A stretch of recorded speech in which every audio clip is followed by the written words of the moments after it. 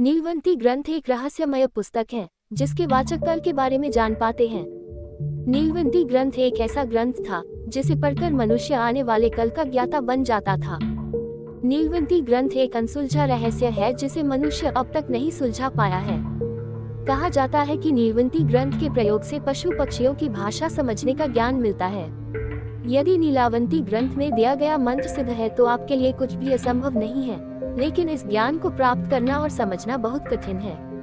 ये दुनिया का एकमात्र ऐसा ग्रंथ है जिसमें दिए गए मंत्र को सिद्ध करके आप दुनिया पर राज कर सकते हैं। लेकिन कुछ लोगों का मानना है कि अगर आप ऐसा करने में सफल नहीं हुए तो आपकी याददाश्त जा सकती है या आपकी मृत्यु हो सकती है या आप सतही तंत्र मंत्र के रास्ते पर जा सकते हैं। नीलावंती एक शापित किताब की पूरी कहानी दोस्तों बहुत समय पहले की बात है। उत्तर प्रदेश के एक छोटे से गांव में एक आदमी रहता था। उसकी पत्नी और एक छोटा बच्चा था। जब बच्ची 5 वर्ष की थी तब उसकी मां की मृत्यु हो गई। इस लड़की का नाम नीलावंती था। नीलावंती की मां की मृत्यु के बाद नीलावंती के पिता ने वह गांव छोड़ दिया और नीलावंती को दूसरे गांव में ले गए। दोस्तों, नीलावंती के पिता को आयुर्वेद का अच्छा ज्ञान था। नीलावंती भी अपने पिता से आयुर्वेद का ज्ञान लेती थी। नीलावंती के अंदर एक खासियत थी कि वह पेड़ पौधों, जीव जंतुओं, पशु पक्षियों की भाषा समझती थी। इतना ही नहीं, नीलावंती के सपनों में शैतान आते थे और नीलावंती को जमीन के नीचे गड़े धन के बारे में बताते थे। लेकिन नीलावंती में अपने पिता के अच्छे संस्कार थे, इसीलिए सब कुछ जानते हुए भी उसने जमीन के नीचे से धन खोद डाला, इसे बाहर नहीं निकाला। नीलवंती को पेड़ पौधे और शैतान जो भी मंत्र बताते थे उसे वह पीपल के पत्तों से बनी किताब पर लिखती थी। जब नीलावंती 20 से 22 साल की हो गई तो जो भूत नीलावंती के सपनों में आते थे वो हकीकत में दिखने लगे। कुछ समय बाद नीलावंती को पता चलता है कि वह एक शापित यक्षिणी है जो एक श्राप के कारण इस दुनिया से बाहर नहीं निकल पा रही है। उसे अपनी दुनिया में जाना होगा। वह ये सब अपने पिता को बताती है। तब उसके पिता उससे कहते हैं कि पुत्री, यदि तुम इस संसार की नहीं हो और किसी श्राप के कारण इस संसार में फंसी हो तो मैं तुम्हें नहीं रोकूंगा, इसलिए तुम स्वेच्छा से यहाँ से चली जाओ।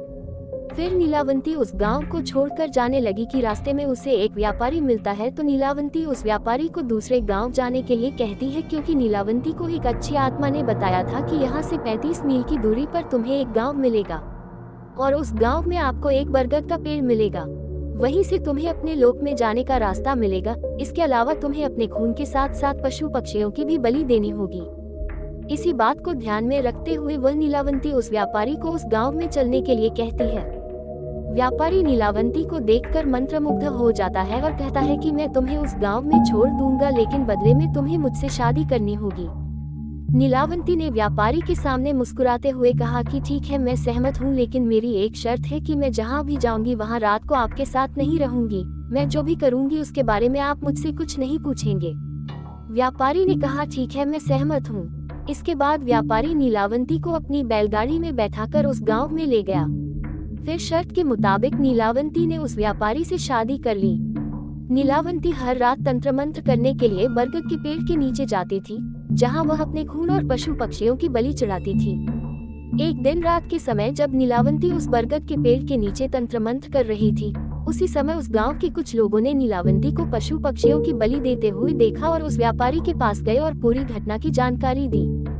अगली रात जब नीलावंती अपने समय के अनुसार रात में तंत्र साधना के लिए निकलती है तो व्यापारी भी उसके पीछे पीछे जाता है और नीलावंती को तंत्र साधना करते हुए देखता है। अगले दिन शैतान नीलावंती के सपने में आता है और उससे कहता है कि नीलावंती, कल जब तुम तंत्र साधना के लिए बरगद के पेड़ के नीचे जाओगी उसी समय तुम्हें बरगद के पेड़ के बगल से बहने वाली नदी में एक शव तैरता हुआ दिखाई देगा। लाश के गले में एक ताबीज होगा, तुम्हें उसे खोलना है। गले से ताबीज उतारते ही तुम्हें उसी नदी में एक आदमी नाव पर सवार मिलेगा। आपको ये ताबीज उस आदमी को देना होगा, वह आपको दूसरी दुनिया के दरवाजे तक पहुंचने में मदद करेगा। उस शैतान ने नीलावंती से ये भी कहा कि तुम्हें अपनी दुनिया में लौटने का केवल एक ही मौका मिलेगा, तुम्हें दूसरा मौका नहीं मिलेगा। अगले दिन नीलावंती बहुत खुश हुई और रात को बरगद के पेड़ के नीचे गई। वह तंत्र साधना करके अपने खून और पशु पक्षियों की बलि दे रही थी, तभी उसे नदी के किनारे एक शव तैरता हुआ दिखाई दिया। नीलावंती शव के पास जाती है और उसके गले से बंधे ताबीज को हटाने की कोशिश करती है। उसी समय वह व्यापारी भी वहां आ गया जो अपने असली शैतानी रूप में आया था। वह ताबीज की पहली गांठ खोलने में सक्षम थी और दूसरी गांठ खोलने ही वाली थी कि तभी गांव वाले वहां आ गए और नीलावंती को नरभक्षी समझकर कहने लगे कि ये दोनों शैतान है, ये दोनों तो सभी गांव वालों को मार डालेंगे, अतः इन दोनों को मार डालो। सभी गांव वालों ने अपने अपने हथियार लेकर दोनों को दौड़ा लिया। नीलावंती तो बच गई, लेकिन गांव वालों ने उस राक्षस को मार गिराया। राक्षस होने की वजह से वह दोबारा जीवित हो उठा और नीलावंती के पास आकर बोला कि तुम मुझे ये किताब दे दो जिसमें तुमने मंत्रों को लिखा है और मुझे कुछ नहीं चाहिए।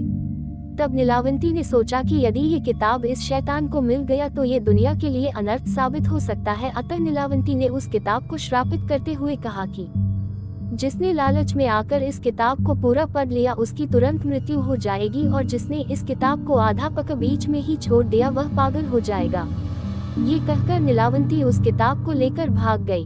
उसके बाद नीलावंती का आज तक पता नहीं चला कि वह कहाँ गई। कुछ समय पश्चात वह किताब एक साधु को मिलती है। उस साधु के मन में किसी भी तरह का कोई लालच नहीं था।